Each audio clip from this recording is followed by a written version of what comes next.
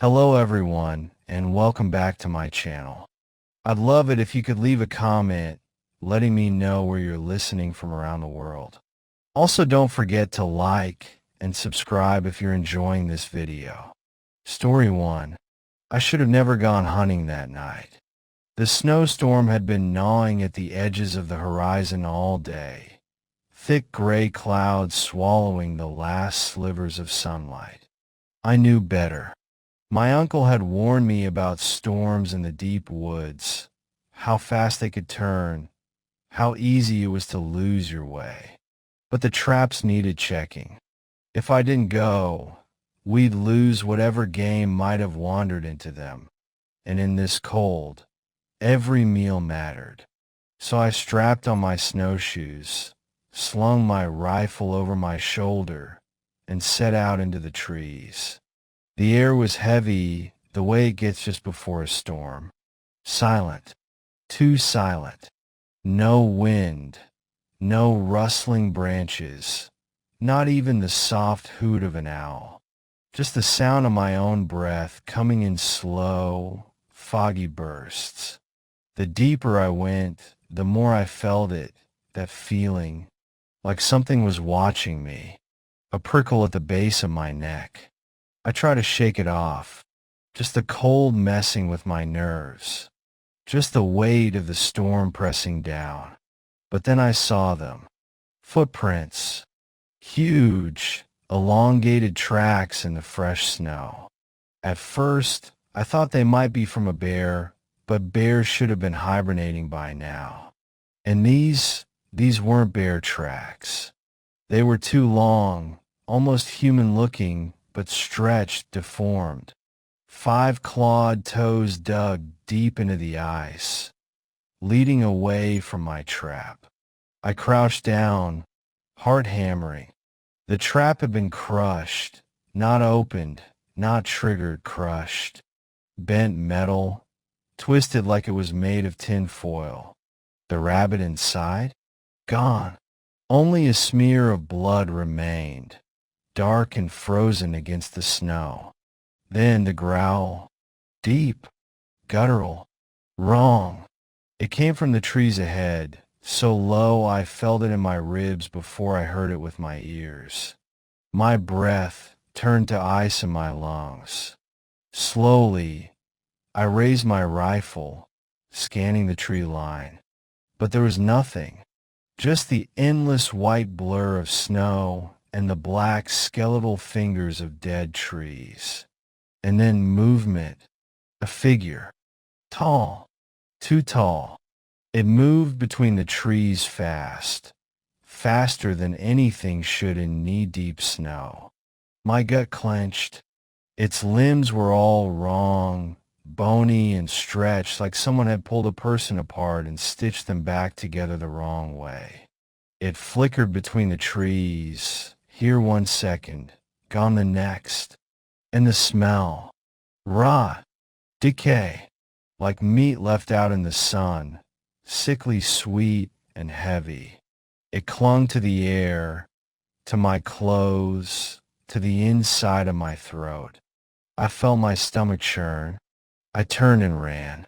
The storm had finally hit, and the wind howled through the trees, but it wasn't loud enough to drown out the sound of it behind me. Branches snapped. Heavy footsteps crunched in the snow, getting closer. I wasn't going to make it home. I knew that. The hunter's cabin, half a mile away, was my only chance. My legs burned. My lungs screamed, but I ran harder than I ever had in my life. The cabin appeared out of the white void like a ghost, its dark shape barely visible through the storm.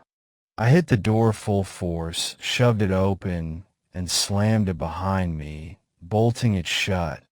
My heart was a war drum in my chest. Then came the scratching.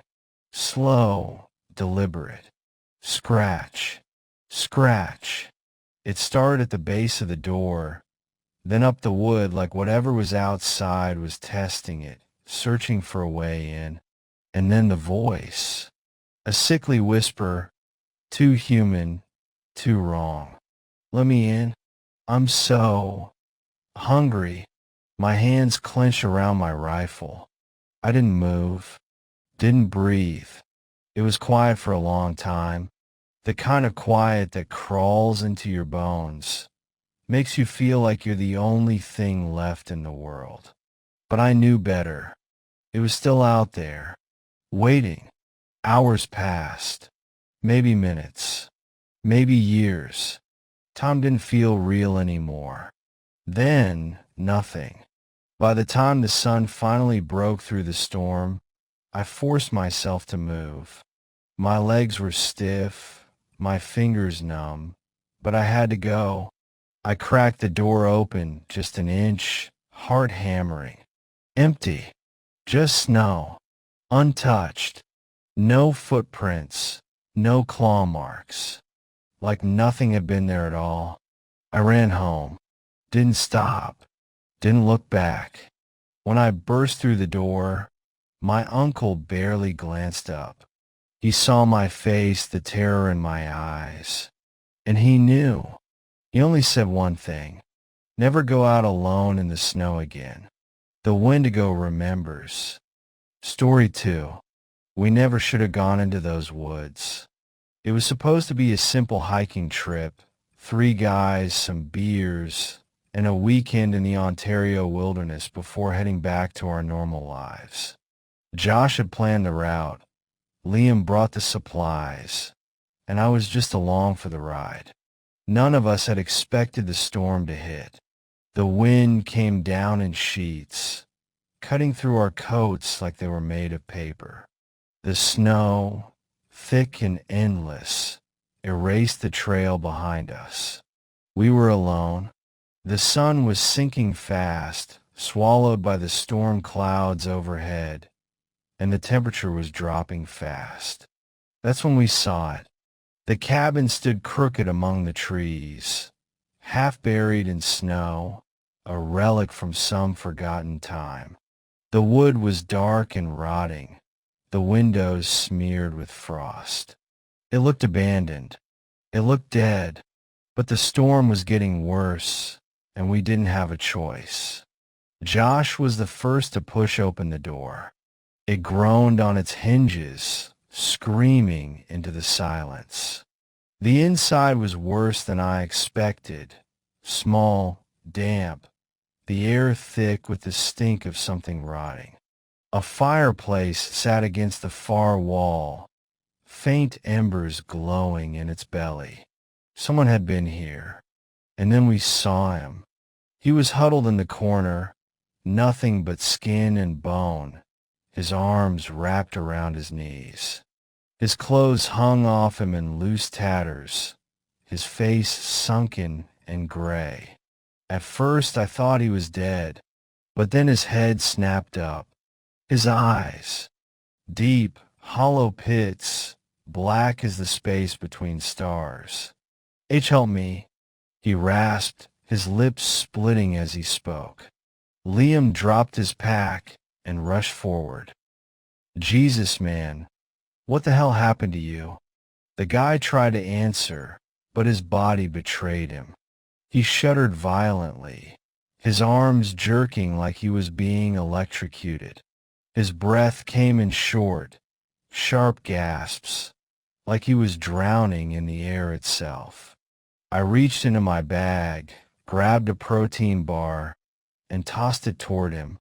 The second it hit the floor, his whole body convulsed. No, he whimpered. His fingers clawed at the wooden planks, his nails breaking against the grain. No, mustn't eat, can't. Then he started to change. His fingers stretched, the bones cracking as his nails blackened and grew. His skin rippled like something underneath was shifting, writhing. His jaw unhinged with a sickening pop, his teeth lengthening into jagged, yellowed fangs. And then he screamed, not like a man, not like anything human, a raw, guttural howl that hit me in the chest, vibrating through my ribs. My blood turned to ice. Josh grabbed my arm. "We need to go. Now." We bolted for the door, Liam scrambling behind us. The second we stepped outside, the entire cabin shook, the walls groaning as something massive slammed against them from the inside. Then silence. The snow swirled around us, the wind screaming through the trees.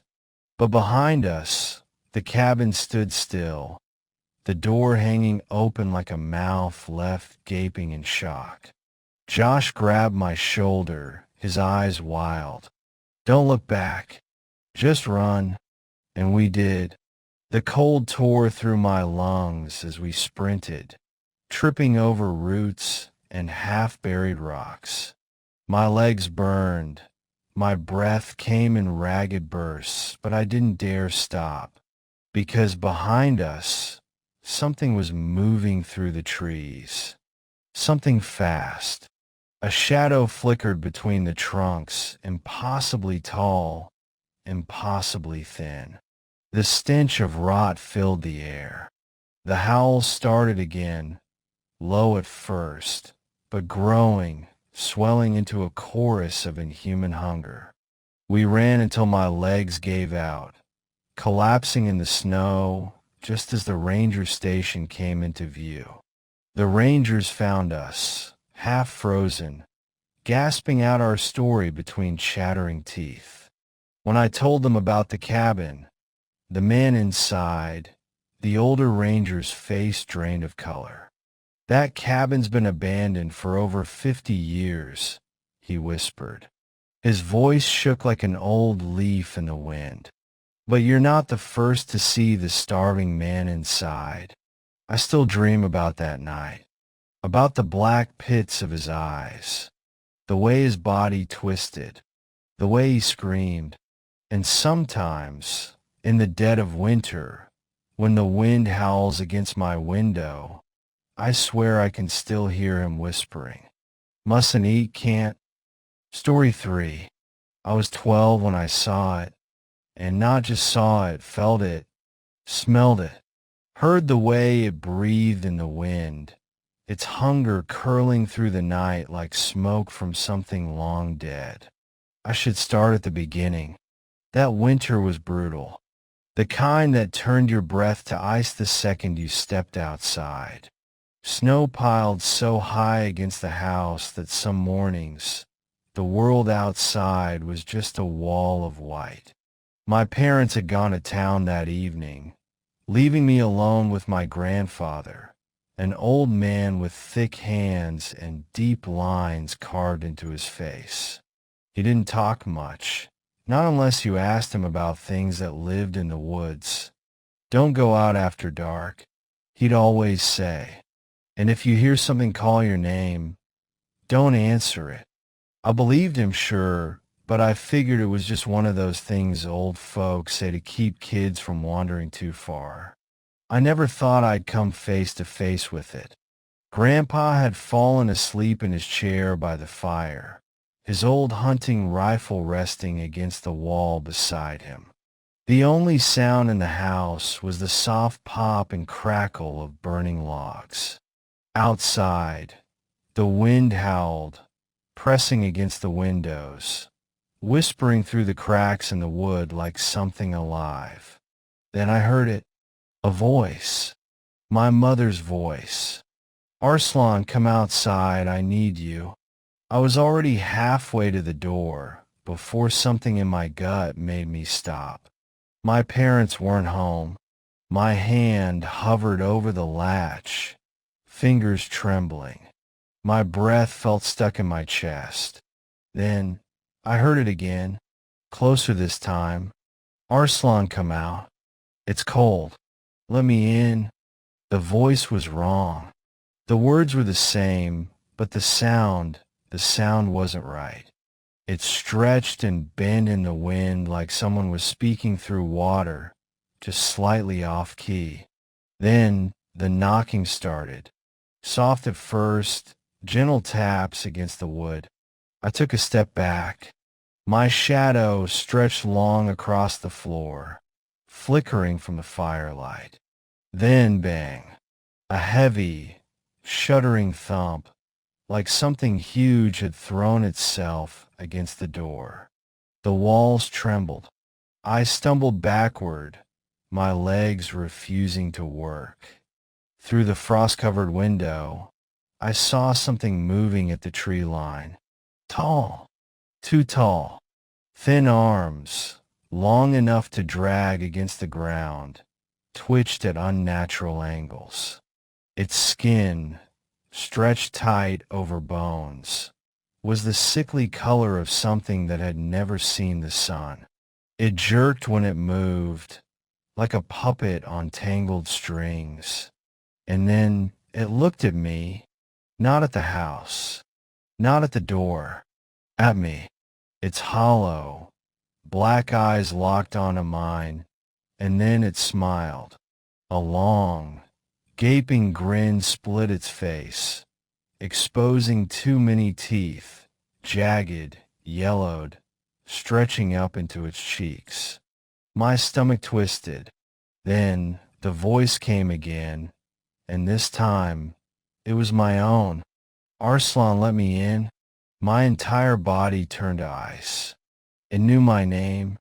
I screamed for my grandfather, my voice raw with terror.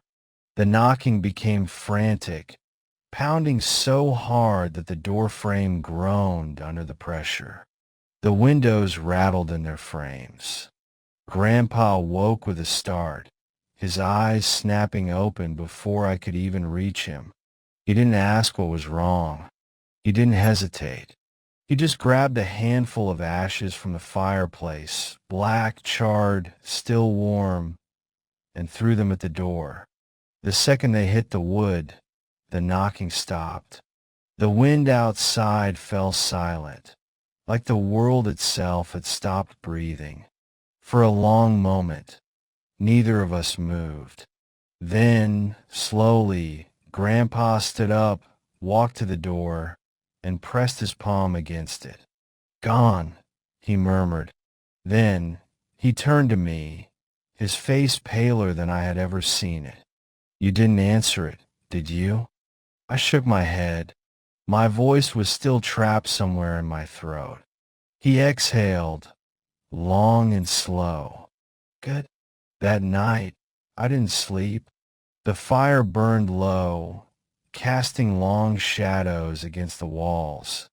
And every time the wind shifted outside, I swore I could still hear it. The voice, my voice. By morning, when the sun finally dragged itself over the horizon, Grandpa and I went outside. We found the tracks circling the house, hoof-like prints deep in the snow, but there were no tracks leading to them, and none leading away. I never heard it again, never saw it again, but sometimes, when the wind howls just right, I swear I still hear something, far off in the trees, buried beneath the sound of the storm. A voice, my voice, calling my name,